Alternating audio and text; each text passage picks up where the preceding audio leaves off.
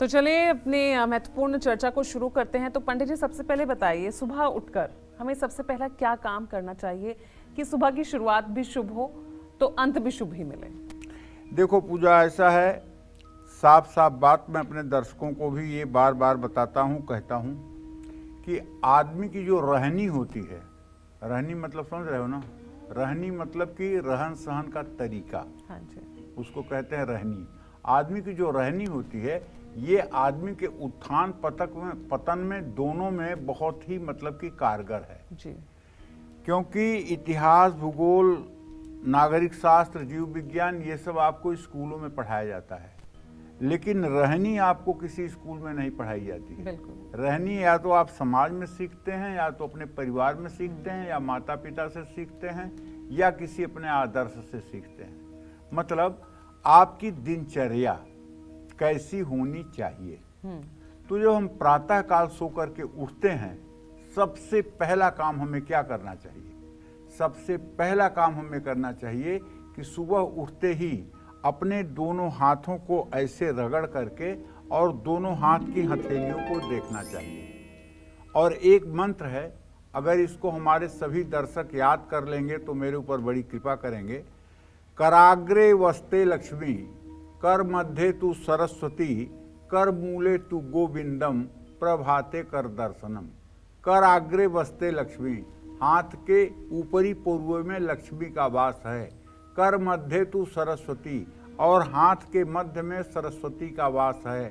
कर मूले तु गोविंदम, और जहाँ ये मतलब कि हथेली जुड़ती है, यहाँ गोविंद श्री कृष्ण का वास है। ऐसा ध्यान करके देखते हुए जो लोग अपने दिनचर्या की शुरुआत करते हैं, आप विश्वास करिए उनके जिंदगी में हर समय असंभव से असंभव कार्य भी संभव हो सकता है। कुछ पलों तक देखकर चेहरे पर 3-4 बार हाथ को फेरना चाहिए, और धर्म ग्रंथों के अनुसार हथेली के अग्रभाग में माँ लक्ष्मी का भाग, मध्य भाग में माँ सरस्वती का भाग, और मूल भाग में गोविंदम भगवान श्री हरि विष्णु का वास माना जाता है।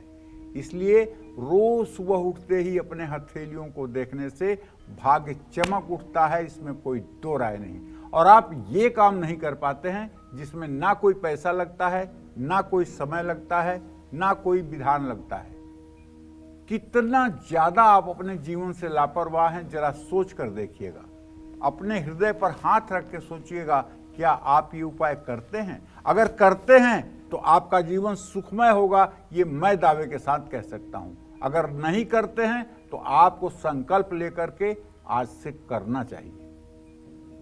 रोज सुबह बिस्तर पर से उतरते समय पहले तो आप अपना स्वर देखिए कि बाईं नाक से श्वास चल रहा है कि दाहिनी नाक से श्वास चल रहा है। बेड से पैर उतारने के पहले देख लीजिए, हाँ, बाईं नाक से अगर स्वर चल रहा है तो बाएं हाथ से पृथ्वी का स्पर्श करके माथे पर लगाइए और बायां पैर जमीन पर उतार करके खड़े हो जाइए। और अगर दाहिने नाक से स्वर चल रहा है तो दाहिने हाथ से पृथ्वी का स्पर्श करिए और दाहिना पैर उतार करके जमीन पर खड़े हो जाइए। अगर ये दो नियम आपने अपना लिया तो इसका मतलब कि आपका जीवन प्रकृति के अनुकूल हो गया। आधी समस्या तो आपकी गई। कोई पूजा पाठ नहीं है इसमें, कोई कर्मकांड नहीं है इसमें, कोई पैसा नहीं लग रहा है, कोई ज्यादा समय नहीं लग रहा है, केवल आपको व्यवस्थित होना है।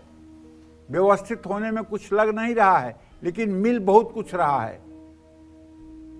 तो क्या मैं विश्वास करूं कि कल से आप भी अपने जीवन में इस तरह से परिवर्तन लाएंगे? आप अपने आगामी पीढ़ियों को ये बात बताएंगे कि ऐसे ऐसे करना चाहिए। जब आप एक साथ पूरे परिवार के साथ बैठें तो दुनियादारी की चर्चा, दुनिया की शिकायत, दुनिया की प्रशंसा, दुनिया की आलोचना करने की जगह इस तरह से धर्म के ज्ञान की बातें आपस में अगर आदान प्रदान करें तो कितना अच्छा होगा। तो मैं चाहता हूं कि हमारे सभी दर्शक एक आदर्श जीवन जिएं और उनको देख करके लोगों को लगे कि इस आदमी के अंदर कोई तो विशिष्टता है जिसके कारण ये आदमी दुख सुख में हर समय एक जैसा बना रहता है। भाग्य का सही समय पर साथ पाने के लिए और सभी मनोकामनाओं को पूरा करने के लिए और ऐसे कौन से शुभ काम करने चाहिए ये मैं आपको बताऊंगा। लेकिन आज का टॉपिक बहुत इंटरेस्टेड है और ये हमारे जीवन के उत्थान पतन से जुड़ा हुआ है, इसलिए इसको गंभीरता से देखना चाहिए, समझना चाहिए, अपने रहनी में उतारना चाहिए और अपने आगे आने वाली पीढ़ियों को भी बताना चाहिए। जय मां विंध्यवासिनी।